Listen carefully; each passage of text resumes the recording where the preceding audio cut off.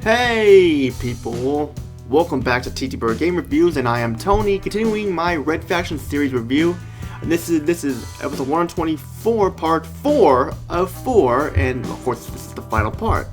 But before we get started with episode 124, part 4 of 4, here's a little recap for those of you who missed what happened in episode 124, part 3 of 4. We called a TTBurger recap. In episode 124, part 3 of 4, I took a look at Red Faction Grill and gave it a 9.5 out of 10 because it was the best Red Faction game ever made, and it definitely was fun with the way it was a sandbox game where you can wreck anything inside. It had a great story, great characters and stuff, and it was fun to like just basically Grand Theft Auto on Mars. And it was definitely worth playing and checking out. And those of you who own a PlayStation Stage 3 and Xbox 360, definitely check it out because it's worth getting. And I should also mention that it's also remastered, called Red Faction Guerrilla Remastered, for the PS4, Xbox One, and PC and stuff. So if you want some Red Faction for the current gen consoles, then get that too if you want it. I don't really care for HD remasters, but those of you who don't have it, then get that instead. Now for the final part of my Red Faction series review, we're going to be taking a look at the final Red Faction game ever made here, and this was released for the PlayStation 3, Xbox 360, and PC once again, and we got it right here. This is Red Faction Armageddon, and let's get started. Now, what is there to say about Red Faction Armageddon? A century ago. It's a good game. It's a good game, but it's a little disappointing because it improves on some stuff, but also deproves on stuff as well. It's, in my opinion, the third best Red Faction game.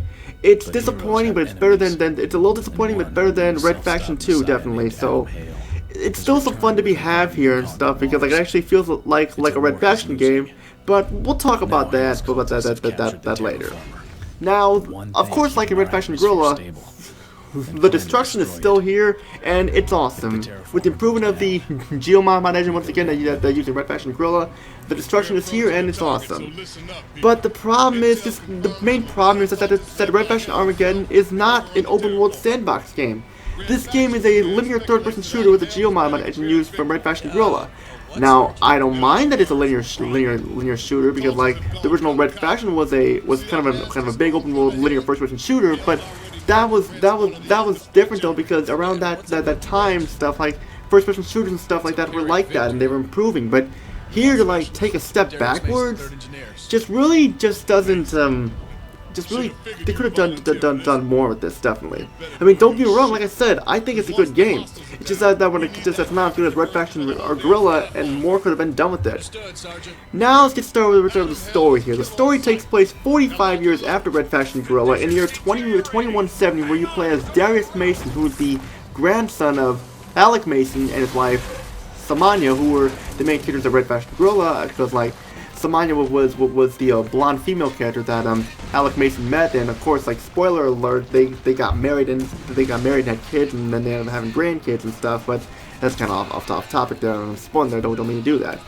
But getting back on Red Faction Armageddon here, Darius Mason is a mercenary who, along with this woman named Kara, who are out to stop a group of cultists led by Adam Hale, who released an alien race called the Plague that live in the mines of Mars, and it's up to them to stop them. And yeah, it's basically lead the story there. I know I didn't go into much detail there, but the story is awful and made no sense for the most part. The characters were pretty much one-dimensional, had no personality to them at all.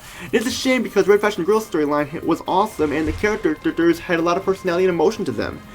And that was awesome, but here, the story is so forgettable, they might as well have not even had a story. It might as well have just been like something done like online multiplayer or something like that, like, or it's just like, oh, just shoot at people and stuff. But yeah, but let's continue here. For the graphics are great. They definitely are pretty much on par or a little bit better than the graphics from Red Faction Guerrilla. The character models look great, along with the environments. But the problem with the environments is that like a lot of the game takes place underground, so you're being underground a lot, it can get repetitive after a while. And that's a shame because like the outdoor areas look fine and stuff, and but just that the outdoor, I mean just like the underground areas can get repetitive thing.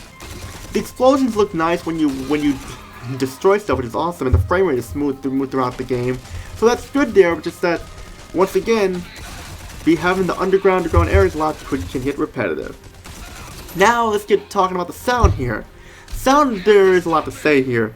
The voice acting is mediocre at best. I mean, and that's just my opinion there. I mean, compared to the voice acting in Red Faction Guerrilla, like we had Troy Baker and stuff, here, like, the actors just don't sound that great. I mean, some sound like they're kind of phoning it in, or so don't want to be there. But like, it's better than the voice acting in Red Faction 2 and stuff. But still, the voice acting could have been better. And the other sound effects, such as your guns and the explosion stuff, sound great too, definitely. And so do like the plague aliens when they grunt and stuff sound cool too. But now let's just talk about the gameplay here. And gameplay? This is what I gotta say about the gameplay. It improves on certain things, but it also deproves on certain things. Like I mentioned before, this game is a linear third-person shooter with destruction in it and stuff. You spend time killing the plague aliens and destroying things in the environments and more and more and more. They added some new features here where, like, one feature they added is that you can repair items that you destroyed, like bridges and platforms, stuff like that, and that's really cool. I like how they did that, where you can like repair stuff and such, and I like that. I thought that was one of my favorite parts of the game, and that is cool.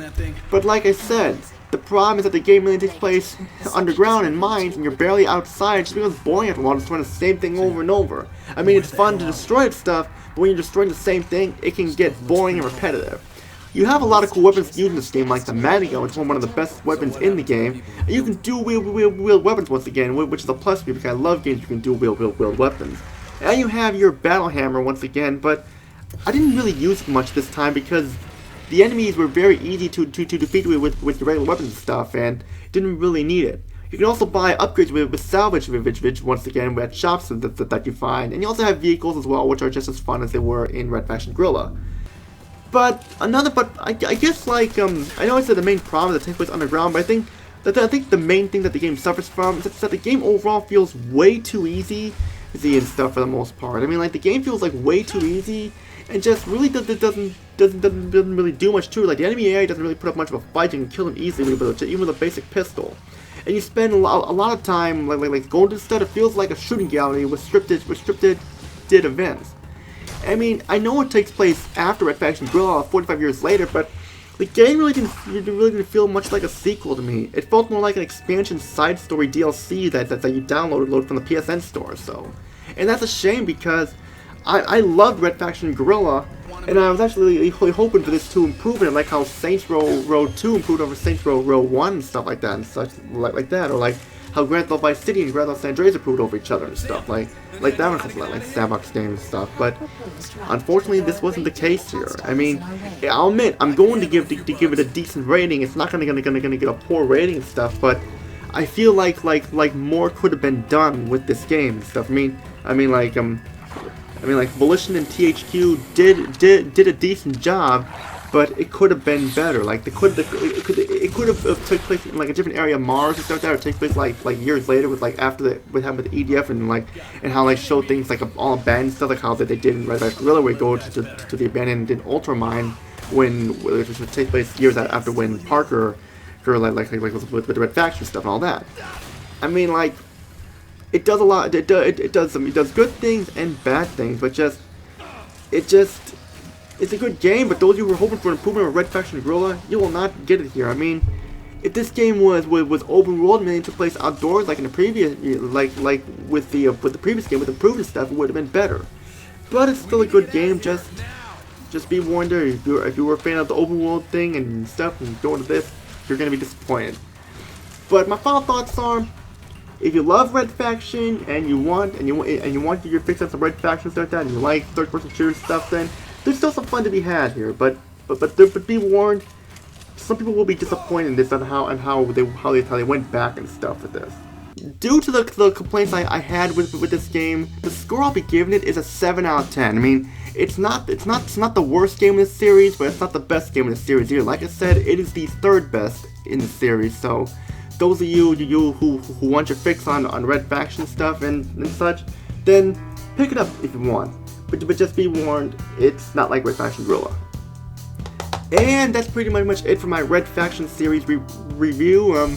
those of you who enjoyed it, like definitely pick up the game, stuff like that. I mean, I know I mentioned that Red Faction 2 was awful and Red Faction Armageddon here was just okay, but still there's fun to be had in the series stuff. I mean, I recommend Red Faction Gorilla, but if you happen to just be wanting to take a look at Red Faction 2 or Red Faction Armageddon, then go for that as well.